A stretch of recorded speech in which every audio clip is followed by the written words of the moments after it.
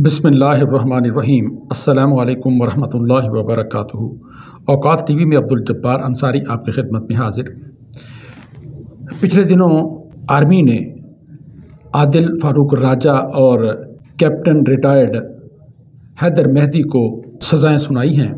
आदिल राजा को 14 साल, हैदर मेहदी को 12 साल कैद बामुशक्कत। तो उन्होंने इसके जवाब में कह दिया है कि उस आदिल राजा ने कहा मेरी तो इन्होंने पेंशन ही बंद की हुई है, मेरा तो अब कोई ताल्लुक़ नहीं रहा। और इसी तरह हैदर मेहदी ने भी अपनी वजाहत कर दी कि अब मैं तो कैप्टन का नाम इस्तेमाल ही नहीं करता, ये कहते हैं कि हमने रैंक जो है वो वापस ले लिए हैं।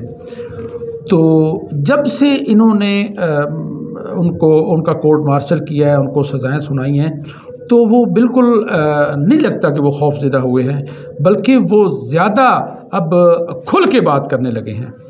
अब पिछले दिनों अपना प्रोग्राम कर रहे थे हैदर मेहदी, तो उन्होंने कच्चा छट्टा कहते हैं खोल दिया।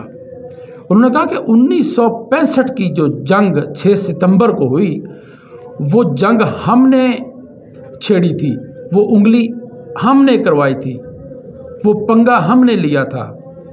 उन्होंने कहा कि जनवरी 1965 से 1 सितंबर 1965 तक 5 मरतबा हमारी जो है ना फ़र्द वाहिद अयूब ख़ान ने ये पंगा लिया और उसने ये जंग छेड़ी।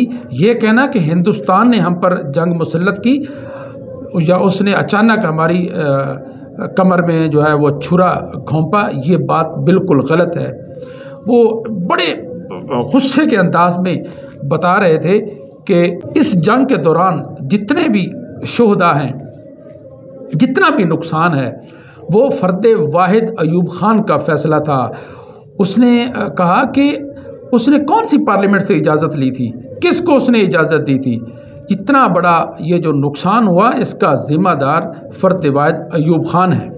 जब बार बार किसी को आप छेड़ते रहेंगे, चाहे मुल्क हो, चाहे फ़र्द वाहिद हो, कोई भी हो, तो आखिरकार कहते हैं तंग आमद बे जंग आमद। हैदर मेहदी का कहना था कि वो जो जंग हम पे मुसल्लत की गई, वो फ़र्द वाहिद की वजह से नुकसान, माली तौर पे, जानी तौर पे वो जो नुकसान उठाना पड़ा हमें, उसका ज़िम्मेदार अयूब ख़ान है। अब हम आते हैं 1971 की जंग पर। उसके हवाले से हैदर मेहदी का कहना था कि 1971 की जंग भी फ़र्द वाहिद का फ़ैसला था। उसने किसी पार्लियामेंट से इजाज़त नहीं ली, उसने किसी से कोई मशवरा नहीं किया। उसने 1971 की जंग छेड़ दी, उनके साथ जुल्म किया, बंगालियों के साथ। भुट्टो को कहा कि बिल्कुल आपने हैंड पावर नहीं करनी, आपने जो है ना वो बिल्कुल वोटिंग नहीं होने देनी, क्योंकि उस वक्त जो 1971 में जो इलेक्शन हुआ उसमें 167 सीटें अवामी लीग ने जीत ली थी। तो अब हुकूमत उन्हीं का हक बनता था, लेकिन चूँकि यहाँ याहिया खान आर्मी चीफ था, तो उसने भुट्टो से कहा कि आपने सेशन नहीं बुलाना। हैदर मेहदी बड़े गुस्से में थे। वो कह रहे थे कि 3 लाख बंगालियों को उस दौरान मारा गया, उसमें हमारे भी बहुत सारे फौजी हैं और उनको शहीद किया गया। तो यहाँ भी यही मसला हुआ कि उनका हक मारा जा रहा था।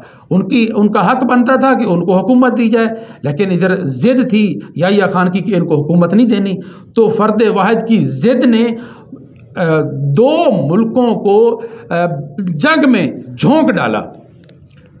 तो उसका जो उसके जो शुहदा है, उनका जो खून है, वो भी याहिया खान के सर है।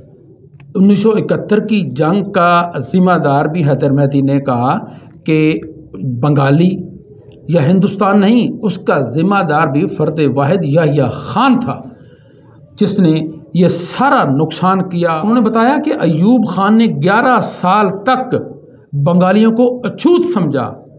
आखिर कब तक ये चलता। आखिर उन्होंने बगावत कर दी। उस बगावत के नतीजे में जो नुकसान हुआ पाकिस्तान का, यहाँ लोग फ़ौजी शहीद हुए, कुछ यरगमाल बना लिए गए, कुछ कैद कर दिए गए, वो जितना भी नुकसान है वो फ़र्द वाहिद अयूब ख़ान उसका ज़िम्मेदार है। बंगालियों को छूत समझने का नतीजा ये निकला कि उन्होंने बगावत कर दी। उन्होंने कहा हम पाकिस्तान के साथ बिल्कुल नहीं रहते, और फिर इस तरह मुमलिकत पाकिस्तान दो टुकड़ों में तकसीम हो गया। एक वो मशरक़ी पाकिस्तान जो था वो हमसे जुदा हो गया, और उसका नाम फिर बांग्लादेश जो है ना वो रख दिया गया। उन्होंने फिर सारी डिटेल बताई। उन्होंने कहा अफ़गान जिहाद ये इसका ज़िम्मेदार कौन है?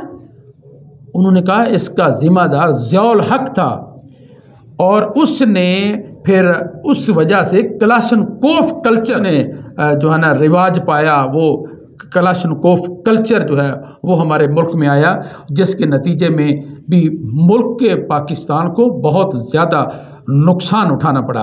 फिर उन्होंने कारगिल जंग के हवाले से बताया, क्योंकि ये तो जंग उनके सामने हुई थी, उनको पता था। उन्होंने कहा कि ये परवेज़ मुशर्रफ फ़र्द वाहिद का फ़ैसला था, उसने किसी पार्लियामेंट से नहीं पूछा। और फिर कारगिल की जंग में पाकिस्तान को धकेल दिया।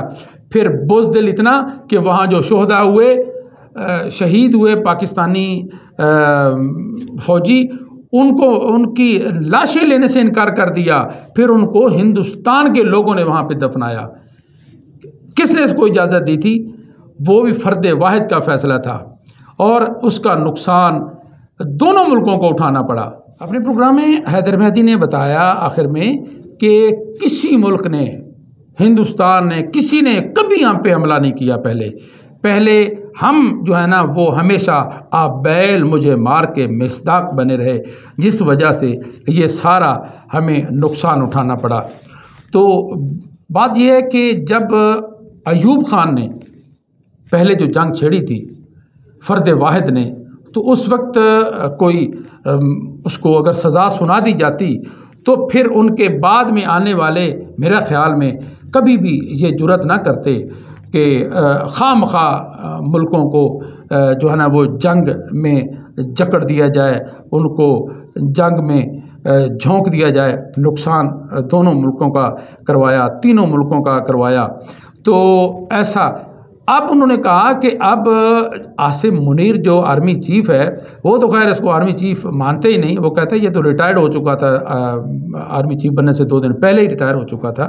तो उन्होंने कहा कि अब ये जो है ना कोई नई जंग छेड़ने वाले हैं, तो लिहाजा ऐसे मामलात को जब कोई फ़र्द वाहिद फ़ैसला करे तो एक सिस्टम होता है, हर इदारे में सिस्टम होता है। तो उनको जिस तरह का जो गैर कानूनी काम कोई भी करे, किसी भी शोबे में, किसी भी मुल्क में करे, तो उसका एहतसाब होना चाहिए। एहतसाब ना होने की सूरत में फिर बहुत बड़े नुकसान का सामना करना पड़ता है। अब्दुल जब्बार अंसारी को इजाज़त दीजिए। अल्लाह हाफिज़।